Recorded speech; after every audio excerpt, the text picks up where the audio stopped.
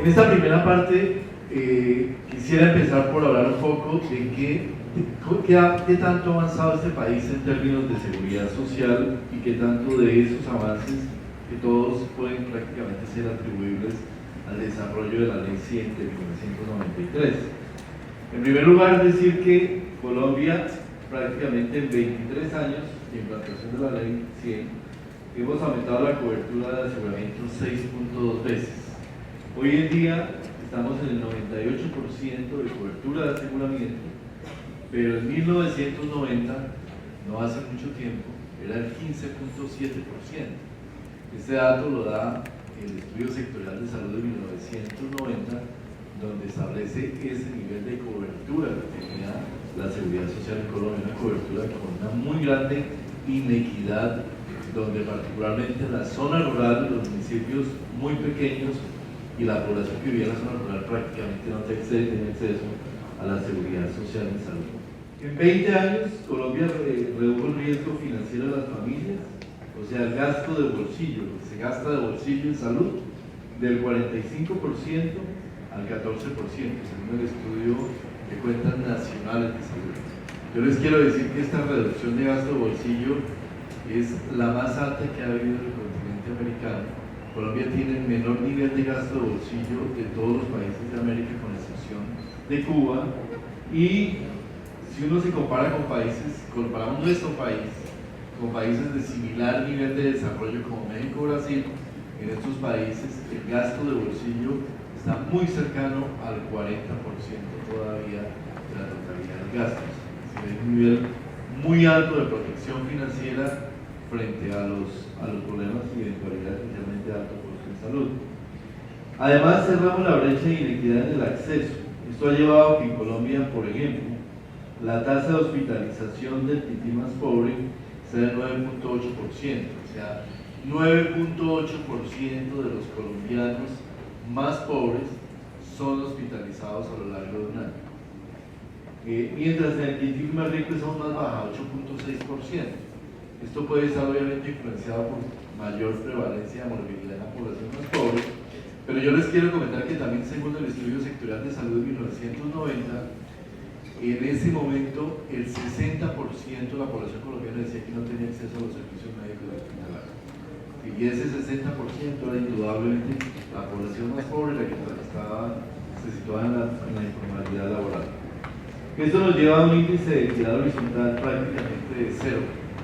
Ustedes saben que los índices, como el índice de Gini, van entre 0 y 1, 1 es lo más equitativo, 0 es lo más equitativo. Entonces uno podría decir que en Colombia, en acceso a servicios hospitalarios, prácticamente es una situación de completa equidad. Y esto con un presupuesto realmente per cápita muy reducido, $500 per cápita año, si se compara con otros países como México, que son $1.200 per cápita, Argentina $1.800, Brasil $1.700. Realmente el presupuesto que tenemos para gastar en salud es bastante reducido frente a países de similar nivel de desarrollo. Sin embargo, esta visión positiva, digamos, en términos del gasto en salud, tiene una contraparte muy importante. Colombia, tenemos un sistema de salud que de alguna manera permitió que aumentara en 7.2 la carga de enfermedad entre 2005 y 2010. Nosotros teníamos en el año 2005 un 76% de carga de enfermedad crónica. En el 2010 estamos en el 83%. Nosotros tenemos prácticamente un 20% de carga relacionada con enfermedad cardiovascular, 20%. Tenemos 8% de carga relacionada con cáncer y tenemos prácticamente un 13% de carga de enfermedad relacionada con enfermedad mental. Condiciones todas que llevan al alto costo, a la cronicidad y a la atención, digamos, estructurada de la población para desarrollar los servicios.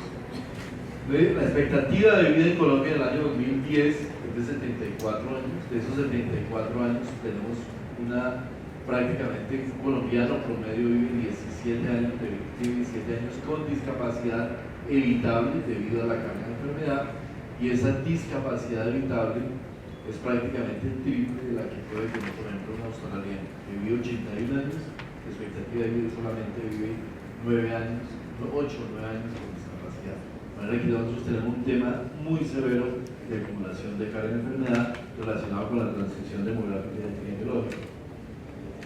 La tasa de hospitalización, esa tasa de hospitalización tan positiva que vemos desde el punto de vista de excesos, tiene una contraparte muy importante.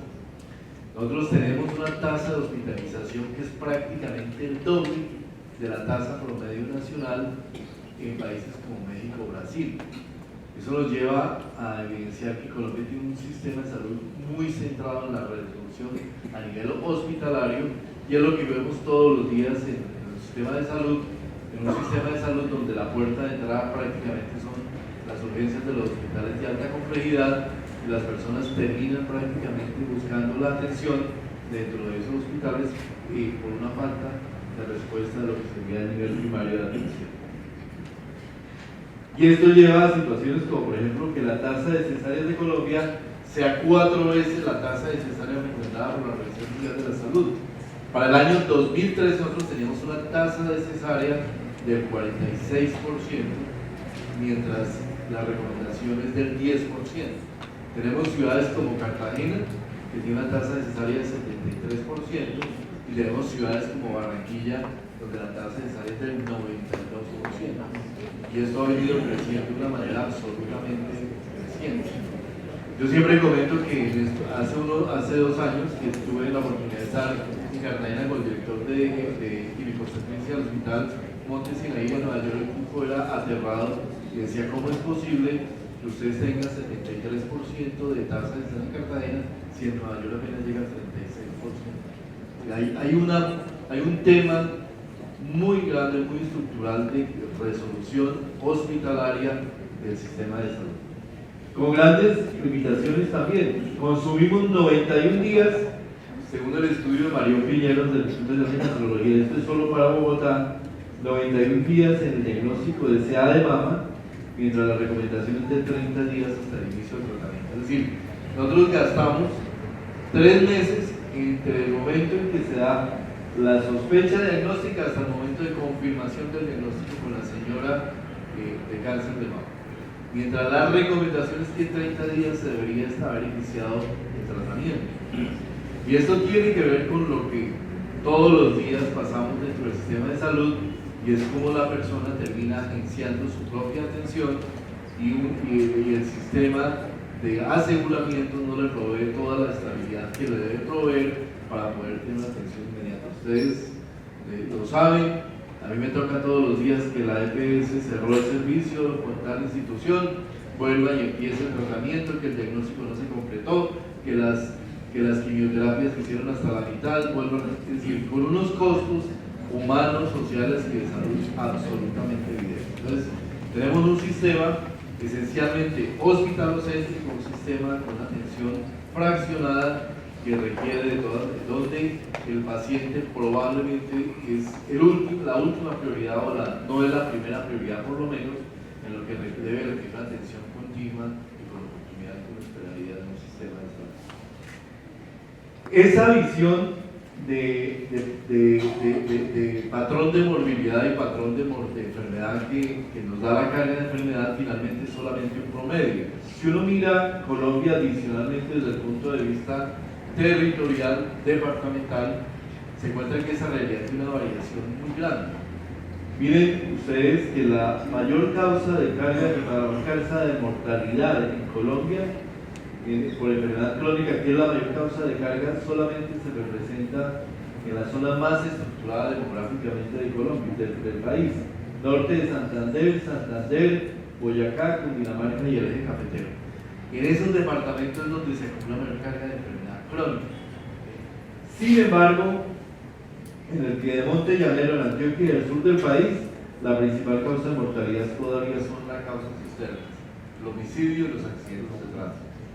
En la zona de Orinoquía y Amazonía, la mortalidad por enfermedades transmisibles, y en la zona que está en la del Pacífico y el norte del Caribe, la salud materno-infantil, los problemas nutricionales son los que son todavía la primera causa.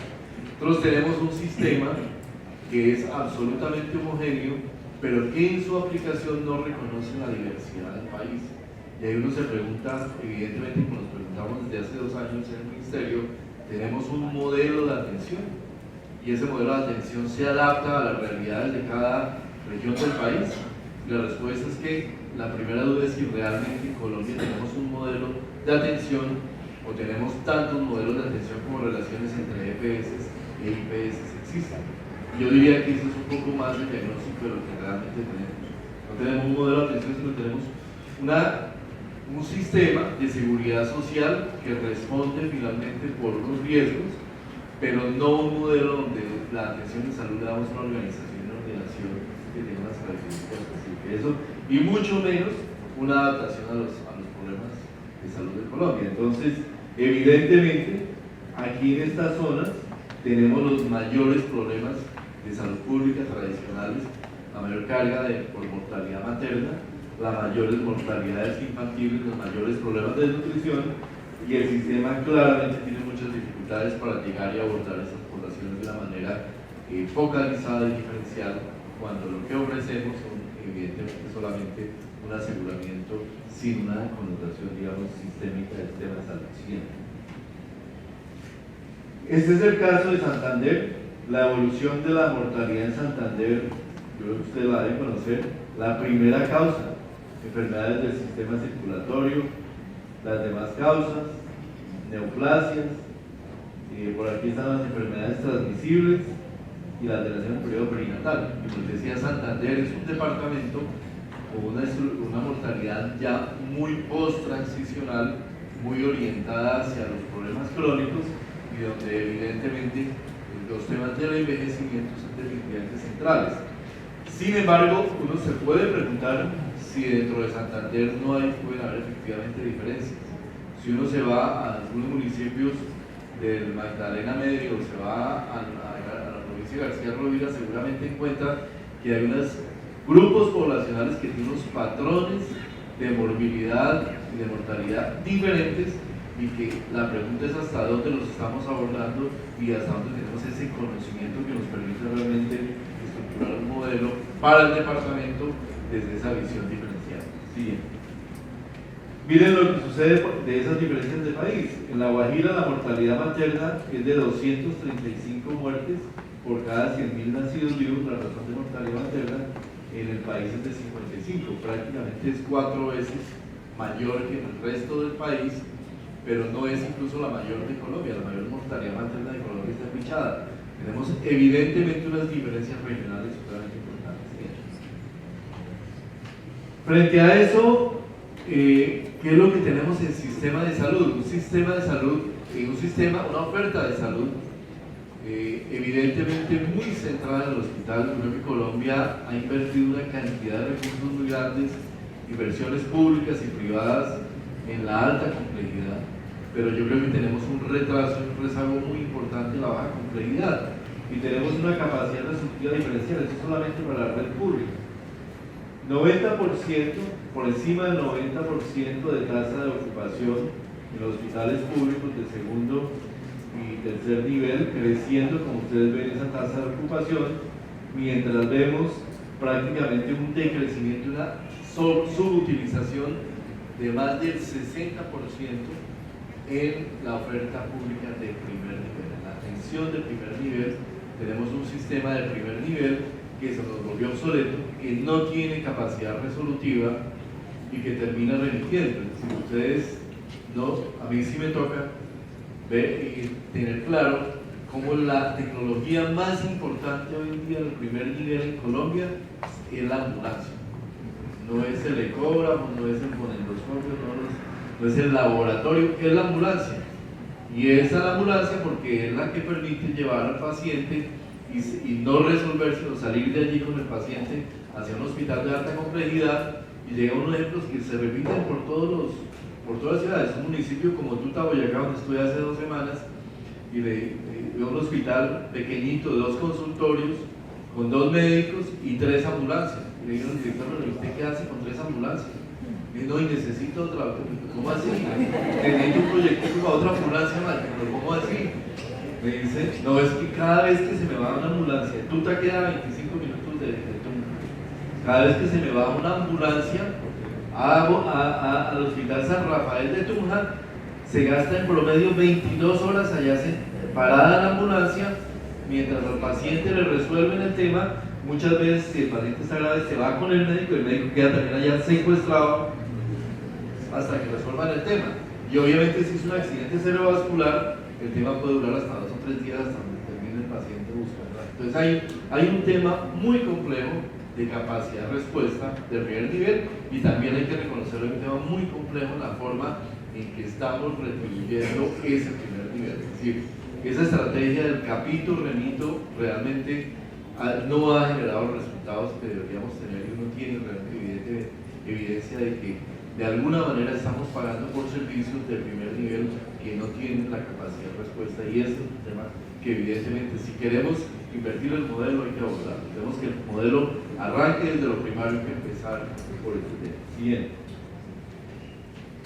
Frente a esto, lo que hemos venido trajinando en los pasados 20 años son el paradigma de sostenibilidad. Es decir, la discusión del sistema de salud se ha centrado durante 20 años en si la plata alcanza, dónde está la plata, cómo financiamos esto, y ustedes, y el trabajo del ministro de Salud a lo largo de muchos años ha sido prácticamente buscar crecer en cobertura del sistema y buscar crecer en financiamiento. Una UPC anticipada que entregamos a unas EPS, a unos aseguradores, sin una definición clara de cuáles son los resultados en salud que queremos, sino básicamente para una cobertura de enfermedad en un sistema fundamentalmente centrado en la enfermedad, no en las ganancias en salud, y que finalmente tiene un no-post como escape, en el cual terminamos de alguna manera gastando adicionalmente sin una direccionalidad, por lo menos desde el Ministerio del Regulador, de qué es lo que queremos, dónde le vamos a apostar en salud. Un aseguramiento de tipo indemnizatorio, donde prácticamente el asegurador no gestiona riesgo, sino fundamentalmente vives haciendo contratos, deshaciéndolos, pagando, cubriendo, pero no realmente actuando sobre la salud de las personas. Un esquema de mercados y competencia que obviamente ha tenido grandes virtudes en algún sentido, porque integró el sistema de alguna manera, pero que se ha acompañado de una muy limitada regulación de esos mercados de salud. Claramente con los fallos que hay económicos que hay en los mercados de salud, esta es una limitación muy fuerte. Un esquema que ha sido muy relevante, como es la contratación selectiva para contener la inflación en los precios de salud, pero que finalmente termina determinando el fraccionamiento de la atención. Se contrata a un prestador hoy, mañana a otro, y así vamos, y el paciente va saltando de ese prestador a otro prestador sin tener realmente una estabilidad de la atención. Un modelo absolutamente medicalizado. Yo creo que nosotros perdimos desafortunadamente en estos años al médico general, por ejemplo, en su capacidad de resolución, y volvió un modelo medicalizado muy especialístico, en el cual no hay una adecuada atención y no hay una cercanía en la atención, y una estructura de optimización empresarial basada en el razonamiento de la prestación, además de unos mercados de insumos no regulados. Para nadie es un secreto que en el año 2011 prácticamente el sistema estaba quebrado por la carencia de una regulación sobre el gasto en medicamentos en este país. Entonces, evidentemente, esa ha sido, digamos, la ruta regulatoria del sistema de salud y el centro de la intervención del Ministerio. Los efectos han sido obviamente la fragmentación del servicio, la desarticulación de los integrantes del sistema y un modelo de competencias por rentas donde finalmente cada uno, eso se puede ejemplificar, es decir, cada uno termina defendiéndose como pueda en un sistema que no da unos lineamientos claros de cómo debe ser esa regulación de servicios. Resultados, riesgos actuariales y de liquidez. Yo tengo que decir que el resultado de mucho de esto, por ejemplo, ha sido un sistema de aseguramiento con muchos problemas de insolvencia y con que está acumulando riesgos, la búsqueda de rentas y exógenos por la acumulación de riesgos de salud, una atención deficiente y un no agenciamiento efectivo. El paciente termina gestionando su propia atención de alguna manera, saltando de aquí para allá, buscando enfrentarse a un sistema que no le da una coherencia, simplemente los pacientes, los ciudadanos no entienden el sistema y terminan cada uno buscando ver como agencio en un sistema que no le da claridad de cómo debe ser. Frente a eso, que todos conocemos, y yo creo que yo les doy unos datos, pero claramente siento por donde he estado que todos tenemos un diagnóstico bastante cercano por lo menos. Los esfuerzos siempre han sido por la vía legislativa. Los esfuerzos han sido, vamos a hacer una ley que cambie esto y que cambie esto de la noche a la mañana. Yo y el Ministerio de Salud, el Ministro de Salud, todos hemos llegado un poco a la conclusión de que no es posible hacer un cambio de una vez y para siempre, por muchas razones. Una razón central es que ya hay una estructura del sistema muy cimentado. Colombia tiene un 74%, más del 74% de la resolutividad de alta complejidad está en manos privadas, del sistema de prestación está en manos privadas. Tenemos unos agentes que ya tienen unas grandes fortalezas en su estructura, igual en la parte de hospitales públicos, en lo que tienen con el primer nivel, y cada vez que se aborda esa vía legislativa, termina siendo dominada por los intereses de los agentes. Absolutamente evidente en el proceso de reforma de la ley ordinaria. Finalmente, no se estaba discutiendo cuál es el sistema que todos queremos, hacia dónde debemos llegar. Si lo estaba discutiendo es cómo me va a ir a mí en este acto regulatorio, que si puedo meter este tema que me interesa a mí como cajas de compensación, como sistema de prestación, como prestadores privados, como aseguradores, un agenciamiento de intereses que finalmente termina determinando una vía regulatoria, una vía antitécnica y sin realmente una curva de aprendizaje. Cada vez que se abre el escenario de una reforma ordinaria, entonces empiezan los intereses a aflorar y terminan de mucho controlando las iniciativas para realmente abordar el sistema. Frente a eso, por lo anterior, la opción es una vía regulatoria donde vamos haciendo un aprendizaje y donde vamos ajustando el sistema a partir de un consenso o de la construcción de un consenso alrededor de un modelo de atención centrado en el ciudadano. Esa es la propuesta que está aquí prácticamente planteada y que se parece mucho a la que tiene el National Health Services del Reino Unido, donde bajo una visión de llegar a un punto, el sistema se va modulando y se va adaptando y se va cambiando de una visión regulatoria, muchas veces de gran complejidad, y es evidente que hemos tenido fallas regulatorias en el Ministerio de Salud, porque muchas veces hemos venido regulando reactivamente, pero sin esa visión de hacia dónde definitivamente queremos llegar. Siguiente. ¿Cuál es la oportunidad que tenemos? Tenemos una oportunidad muy importante.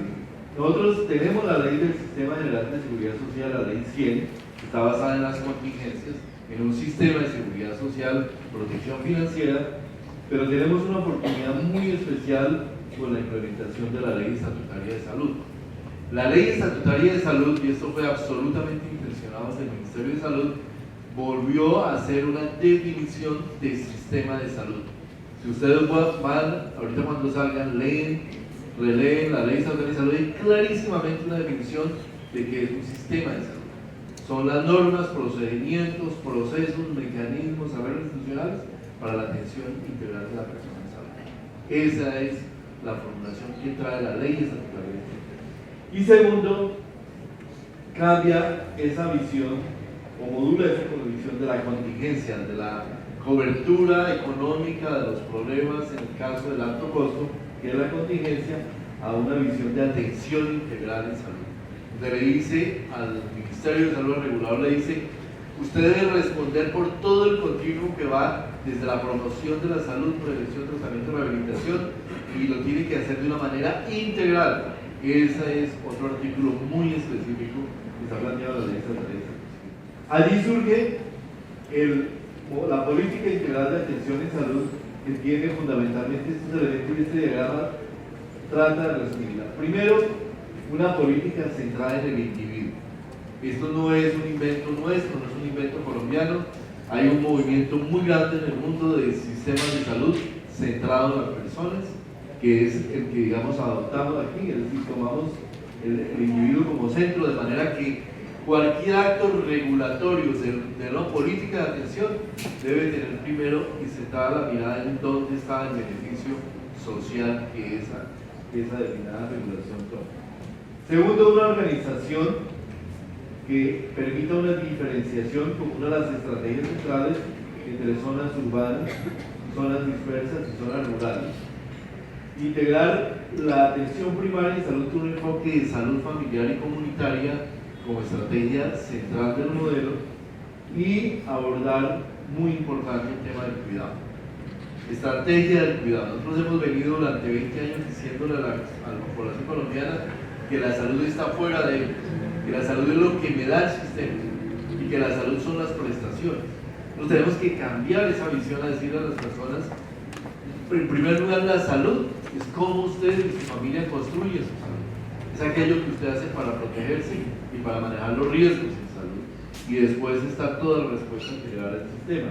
Pero la visión del autocuidado y cuidado es el elemento central dentro de eso. En tercer lugar, estaría lo que implica la integración entre los tres agentes centrales del sistema. Hemos tenido por tradición unas EPS y muy especialmente el régimen contributivo con básicamente ningún entronque territorial. Un sistema de aseguramiento nacional que no responde a los riesgos y a los retos que se dan en un departamento en particular o un municipio, simplemente actúan como un sistema, como es indemnizatorio, pero no tienen esta capacidad de respuesta. Y hemos tenido también un modelo de IPS de prestadores aislados, sin una configuración de red, donde cada prestador trata de resolver la integralidad de la atención y toma al paciente, le busca resolver todo, pero finalmente no hay una referencia contra una integralidad en esa atención. No hay realmente una configuración de red en la atención en salud. Entonces, es necesario hacer un esfuerzo por integrar a los tres agentes a través de la gestión integral de riesgo en salud y finalmente tener en claro que todo lo que tenemos en salud es el resultado de unos determinantes sociales de salud que también la ley estatutaria aborda y que deben ser resueltos desde los diferentes sectores de la sociedad y del gobierno a partir de las decisiones, a partir de la identificación por parte del sistema de salud. Siguiente. Este es el decálogo de MIAS. Si la política integral de atención y salud se concreta en dos elementos centrales. Unas estrategias, atención primaria en salud, diferenciación territorial y poblacional y cuidado, y un modelo de atención que tiene por lo menos este decálogo como rutas centrales o acciones centrales que el sistema debe responder. Voy a pasar por cada uno de ellos enseguida. El primero es la necesidad de construir o reconstruir el sistema de una caracterización territorial y de una caracterización poblacional. Y en esto la visión que tiene la política y el modelo es restituir y fortalecer el entorno del departamento. Nosotros creemos que la política plantea claramente que ustedes saben que la ley 100 coincidió con la ley de descentralización, y esas dos leyes de alguna manera determinaron el futuro del modelo, desdibujaron mucho la acción del departamento y la salud pública, por ejemplo, tiene un nivel departamental, el aseguramiento casi que muchas veces un nivel nacional, y ese nivel meso no ha tenido el suficiente desarrollo, y en ese nivel meso es donde realmente uno puede plantear redes integrales de atención. No puede plantear una red integral de atención para un entorno de un municipio de 5.000 habitantes, tiene que necesariamente contar por lo menos con un ámbito territorial mayor que el departamental. Incluso en algunas acciones de salud pública el nivel municipal queda absolutamente reducido, es decir, y un presupuesto de salud pública de 70, 80 millones para un municipio no tiene sentido cuando sumando muchas veces esos recursos podrían ser acciones eficientes. Obviamente hay unas acciones de nivel municipal muy importantes, pero el esfuerzo es construir análisis de situación de salud y caracterizaciones de la población afiliada que se integre un plan territorial de salud y esencialmente un plan de salud territorial departamental o municipal a nivel de grandes ciudades que permitan de alguna manera integrar esos esfuerzos y definir esas prioridades. Obviamente esto implica también, como hablaba el rector, en algún momento, en este momento, por ejemplo, en esta coyuntura en particular, integrar el desarrollo de la política al plan de desarrollo del departamento para poder posibilitar su acción y desarrollo en el inmediato futuro. Siguiente. El elemento con el cual amarramos el modelo se llama rutas integrales de atención. Nosotros hasta ahora, ¿qué tenemos en el sistema? Tenemos un sistema de seguridad social donde se le dice a los aseguradores cuáles son los qué es lo que usted debe cubrir, un plan de beneficios con 6.000, 8.000 diferentes tipos de procedimientos, son los qué es. Lo que estamos planteando dentro de la política y el modelo es que el ministerio empiece a regular en los riesgos más importantes el cómo se debe atender a la población, cuál es la ruta, cuáles son los mínimos de atención que se esperan en un caso de una atención y una cobertura de riesgo de cáncer, cómo se debe dar esa atención, y no nos limitemos solamente a dar y a seguir y a hacer el seguimiento, por ejemplo, de la superintendencia de la atención en particular, sino de toda la integralidad del manejo de tratamiento, que eso es lo que nos impone evidentemente la ley estatal de salud. Y si hablamos de salud, la primera ruta es la ruta integral para la promoción y mantenimiento de la salud. Y lo primero tiene que ser cuál es la ruta de la salud, y después viene una serie de rutas, 16 rutas definidas alrededor del grupo de riesgo de salud, en los cuales se aborda, como vamos a ver, todas las acciones que tienen que ver desde lo colectivo hasta lo individual en el manejo. Siguiente. Estas son las 16 grupos de riesgo. De esos 16 grupos de riesgo en este momento tenemos terminada ya la ruta de promoción y mantenimiento de la salud y otras 6 rutas adicionales de mayor riesgo. Esas rutas en este momento del Ministerio de Salud estamos ya terminando el acto regulatorio, la resolución para que sean lanzadas al país probablemente la semana entrante. Y nos quedan pendientes para el primer semestre seguramente algunas de las otras 10 rutas y de las otras 10 rutas que quedan pendientes. Son las rutas de atención. Siguiente. ¿Qué es lo que contiene una ruta de atención? Contiene el conjunto de acciones de nivel colectivo de Comisión de la Salud Pública a cargo del alcalde, de promoción de la salud, a cargo del gobernador también, y todo aquello que debe hacer los componentes de la red, que son un prestador primario con una configuración diferente, como voy a hablar enseguida, un prestador complementario que tiene la alta complejidad, los aseguradores y la entidad territorial. Frente a un riesgo específico, por ejemplo el riesgo de diabetes, la ruta le define qué es lo que tiene que ser el prestador primario, que es obviamente la mayor parte de la atención del paciente compensado en manejo de diabetes, ¿sí? Y qué es lo que debe hacer el prestador complementario en el caso del paciente descompensado, qué le toca hacer, y cómo debe la red, el asegurador, gestionar el riesgo y controlar las cohortes o grupos de pacientes con diabetes que tenga dentro de su población afiliada, y cuáles son las acciones que el ente territorial le corresponde hacer para reducir el riesgo de diabetes dentro de unas nuevas definiciones del plan de intervenciones colectivas. Bien. La gestión de riesgo en salud toma, por tanto, esa ruta, la ruta de atención en todo el componente, y lo que buscamos evidentemente es una serie de acciones colectivas, pero que en algunos grupos de riesgo que dice la ruta específicamente, por ejemplo, pacientes con diabetes, por volver al ejemplo de diabetes, el paciente con diabetes debe ser sujeto de gestión integral, de gestión individual de riesgo en salud, y debe ser un seguimiento nominal, o sea, persona a persona, lo cual quiere decir que el asegurador va a estar obligado a que tenga que hacer ese seguimiento a lo largo del curso de vida de la persona con diabetes, mirando el riesgo, haciendo el seguimiento de todo lo que implica la gestión clínica por parte de la red de servicios y asegurando unos resultados en salud que de alguna manera, y la expectativa de la política, se pueden transformar en ajustadores del mecanismo de pago a ese asegurador y a ese prestador. Si nosotros queremos tener resultados en salud, debemos ajustar todo el sistema de incentivos al modelo de atención y a los resultados de salud que esperamos dentro de esa gestión integral de salud. Bien. Cuarto tema, el tema de delimitación territorial del modelo de atención. Si queremos ser consistentes, decimos que Colombia es un país de una diversidad en temas de riesgo de salud, tenemos que diferenciar los territorios de alguna manera. Y ese es el planteamiento que trae el modelo. Siguiente.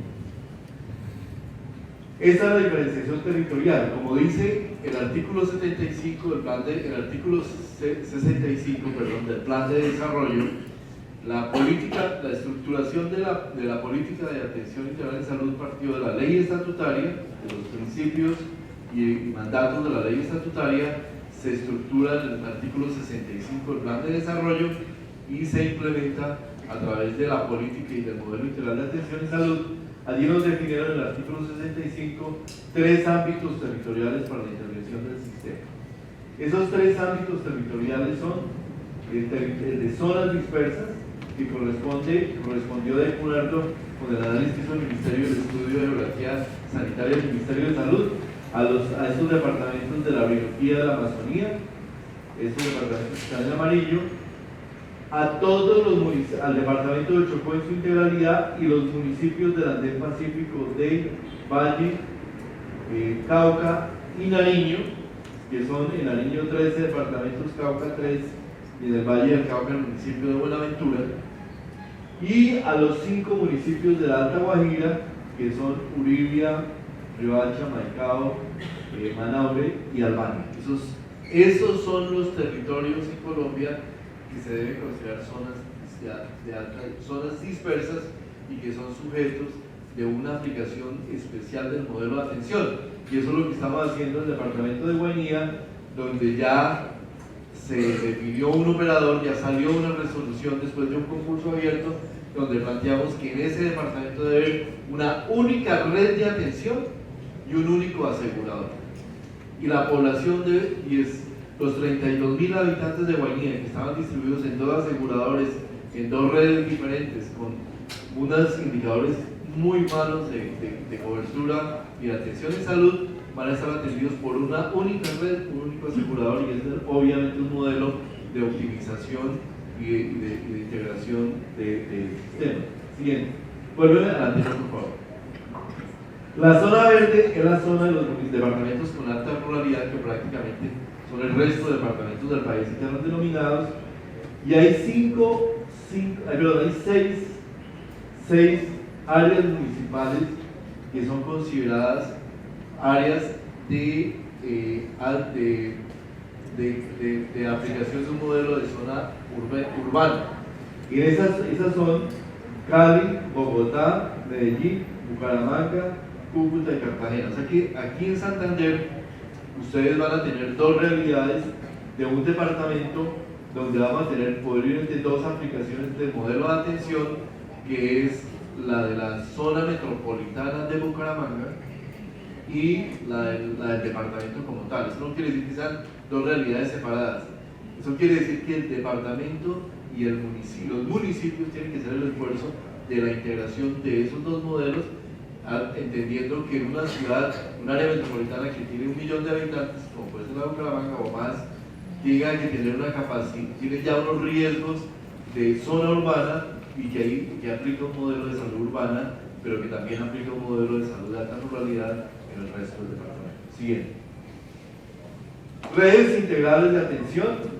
Las redes integrales están orientadas alrededor de la integridad sobre el paciente, un prestador primario, redes primarias y una red complementaria. Si nosotros pasamos de un modelo de 3 niveles de atención a un modelo de 2 capas de atención, una capa de atención primaria muy fuerte, una capa de atención de alta complejidad muy resolutiva, con una muy alta concentración y digamos, reforzamiento de la capacidad científica y investigación de la alta complejidad.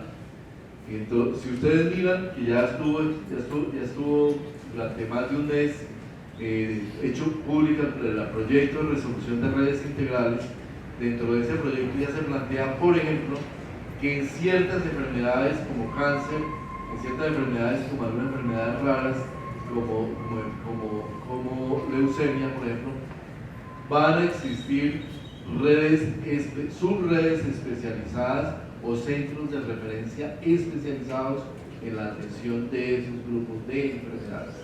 Buscamos fortalecer los hospitales de alta complejidad en su capacidad de concentración y de fortalecimiento en aquello que realmente requiere una atención de alta complejidad y amarrar un poco más ese modelo tan disperso resolutivo que podríamos tener también en la alta complejidad. Sí.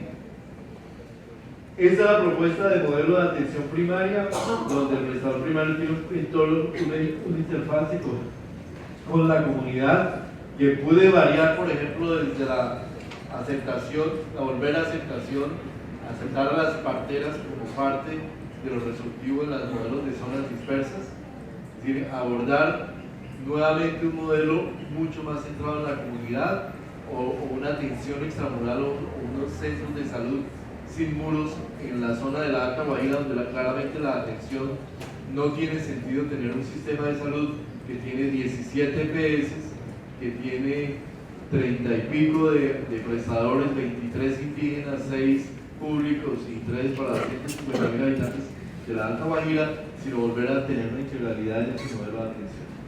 Y obviamente esto incluye el siguiente: una redefinición del rol del asegurador. ¿Hacia dónde lo que va a ya que el asegurador hay un concepto de habilitación financiera que ha sido planteado en el aseguramiento, que ya está vigente a través de un decreto, pero a eso le vamos a plantear un modelo que ya está en un borrador y que vamos a hacer público en algún tiempo corto, de habilitación técnica del asegurador. Nosotros queremos aseguradores que sean habilitados técnicamente a nivel departamental y que en ese departamento aseguren que tienen capacidad de red, capacidad de atención de pacientes, de resolución administrativa de problemas de los pacientes, y que el sistema se vaya reorganizando desde el aseguramiento, desde lo departamental, con seguramente la salida de aquellos aseguradores que no tienen capacidad para dar y para cumplir con las condiciones de red.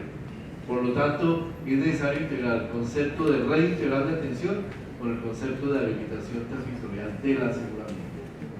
Bien.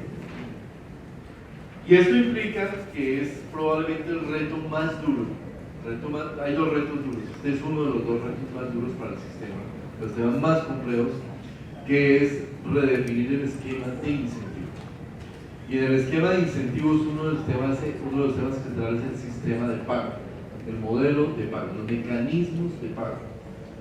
Tenemos dos mecanismos que claramente tienen sus perversidades: una capitación que no corresponde con una capacidad resolutiva y que no le damos lineamientos de una capacidad resolutiva específica en el primer nivel, y un sistema de pago por evento que termina también desintegrando la atención del paciente.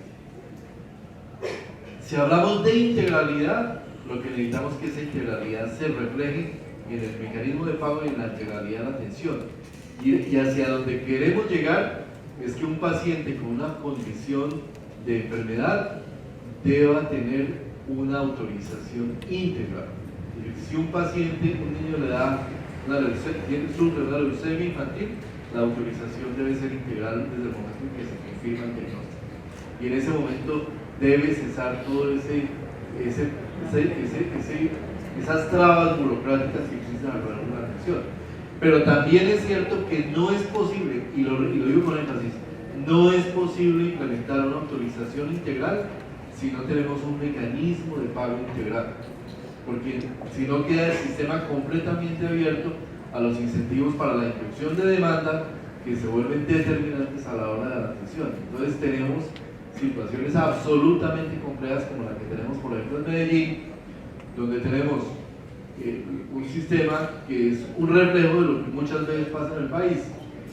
Dos aseguradores prácticamente dominantes, un asegurador con 1.600.000 afiliados, un segundo asegurador con 600.000 afiliados. El afiliador de los 1.600.000, perdón, no tiene ningún contrato con la red pública, pero en la red pública se construyeron 9 hospitales de segundo nivel durante los pasados 8 años. Esos 9 hospitales completamente subutilizados, reconocidos por el propio Metrosalud, la propia directora de Metrosalud, una utilización final del 40% de la capacidad instalada, 40%. Y en el otro lado, un sistema de 2 o 3 hospitales completamente colapsados, como es el Hospital San Vicente de Paúl, donde terminan todos los pacientes, la mayor parte de los pacientes llegando por urgencias, ¿sí? Y adicionalmente, como hospital de alta complejidad, siendo sometidos a una cantidad de intervenciones que no tienen sentido para el nivel de urgencias que están atendiendo. El nivel de urgencias de la red de los hospitales de alta complejidad, el nivel de triage promedio de los hospitales de Medellín es de 4.3, de 1 a 5, es decir, 1 el triage más grave, 5 el triage más que evidentemente no debe estar ahí, el promedio es 4.3, es decir, estamos atendiendo los hospitales de alta complejidad con servicios de alta complejidad, con tecnologías de alta complejidad, una cantidad de pacientes que no deberían estar allá.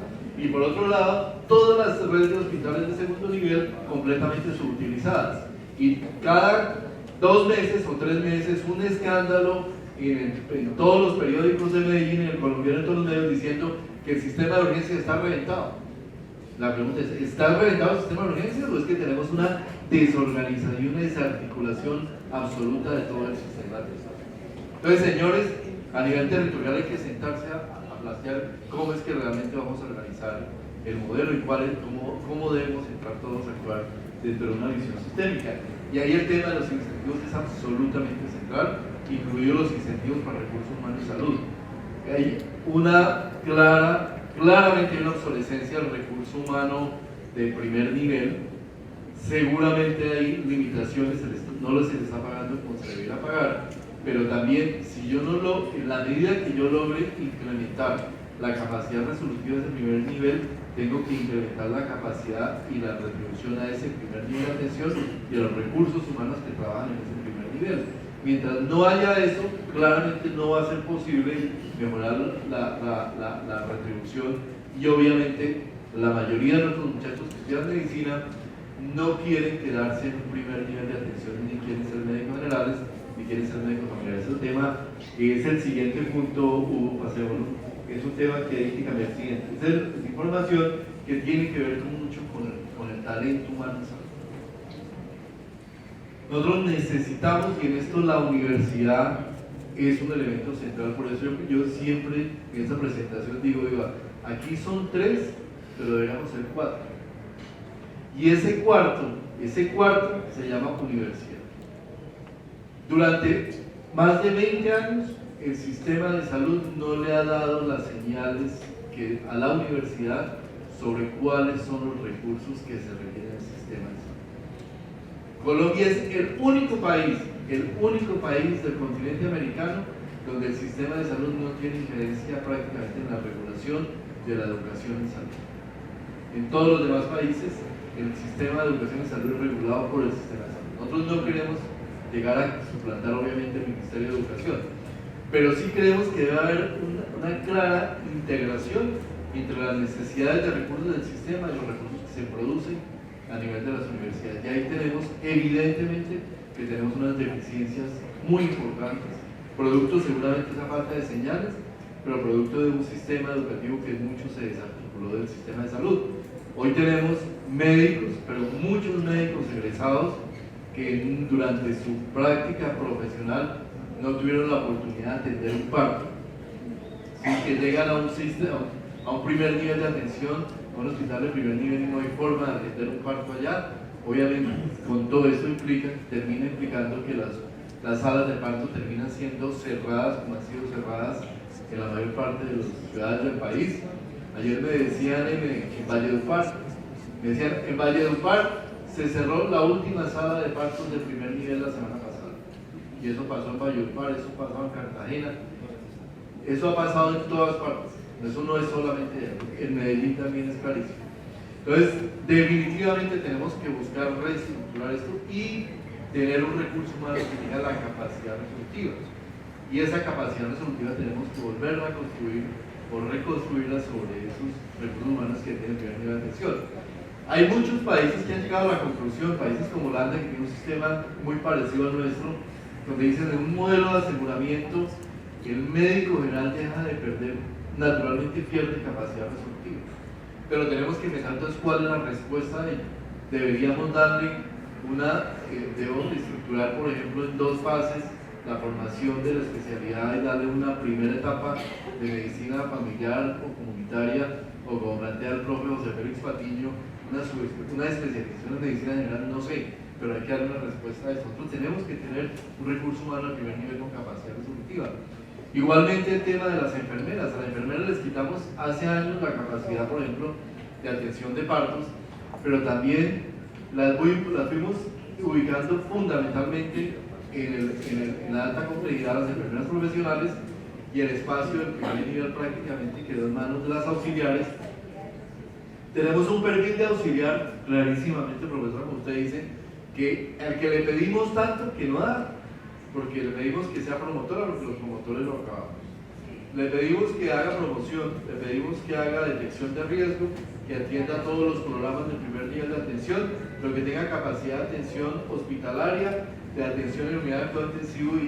Es decir, este es un perfil que prácticamente tiene la capacidad de hacer todo y en la práctica no tiene más de 800 horas de formación.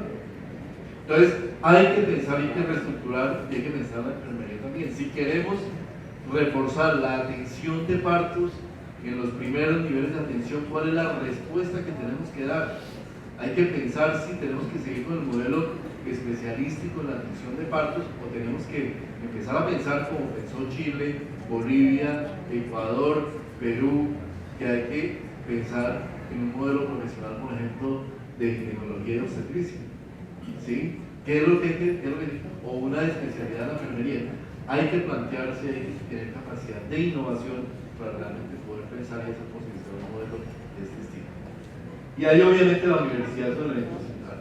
Y esa capacidad de innovación e investigación que tiene que ver mucho también con la capacidad de investigación en salud pública.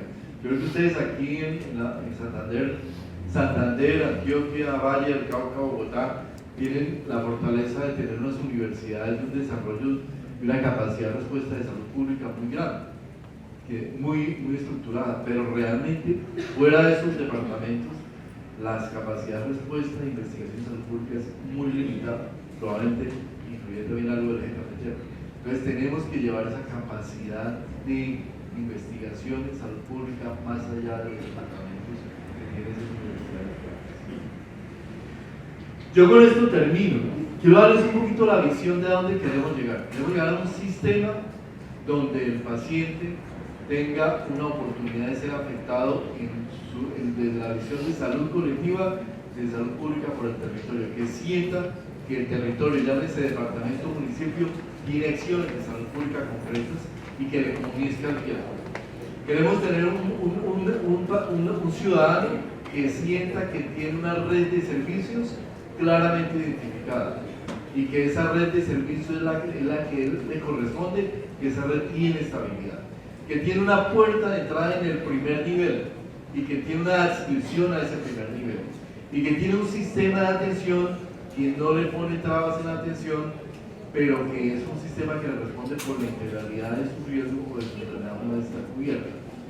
Esa es la visión que quiero plantearles en el día de hoy, y la invitación aquí es a que nos sentemos con el departamento, con los municipios, con las entidades territoriales. Probablemente si yo vuelvo el 15, la invitación era sentarnos con todos y trabajar. Eso lo hablé con la secretaria de salud y empezar ya más allá del discurso, cómo vamos a hacer esto para posibilitar una realidad y cuáles son las limitaciones que tenemos, y obviamente empezar a trabajar para poder realmente transformar el sistema desde de abajo hacia arriba y no siempre de arriba para abajo, como infructuosamente hemos tratado de hacer a lo largo de tanto tiempo. Muchas gracias.